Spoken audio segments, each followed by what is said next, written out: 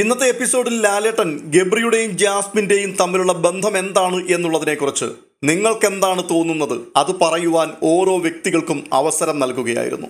ഇതിനിടയിൽ പല വ്യക്തികളും അവരെ വളരെ ക്രൂരമായി കടന്നാക്രമിച്ചുകൊണ്ട് സംസാരിച്ചു. ഇതിനിടയിൽ ജിൻഡോ പറഞ്ഞ ചില വാക്കുകൾ വളരെ ശ്രദ്ധേയമായിരുന്നു.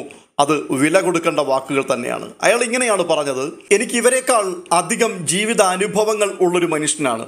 ഞാൻ വിവാഹമോചനം നേടിയൊരു വ്യക്തിയാണ്. ഞാൻ വിവാഹിതനായി എൻ്റെ ഭാര്യയുമായിട്ട് ഒരുമിച്ചായിരിക്കുന്ന സമയത്ത് എൻ്റെ ഭാര്യയോട് ഞങ്ങളുടെ സ്വകാര്യ നിമിഷങ്ങളിൽ സംസാരിക്കുന്ന വാക്കുകൾ എന്തൊക്കെയായിരുന്നോ അതൊക്കെയാണ് ഗബ്രി ജാസ്മിനോട് ഇവിടെ പറഞ്ഞിരുന്നത്. അതായത്, ഞാൻ നിന്റെ വാപ്പയാണ്, ഉമ്മയാണ്, കാമുകനാണ്, ഭർത്താവാണ്, ഇങ്ങനെയൊക്കെയുള്ള വാക്കുകൾ.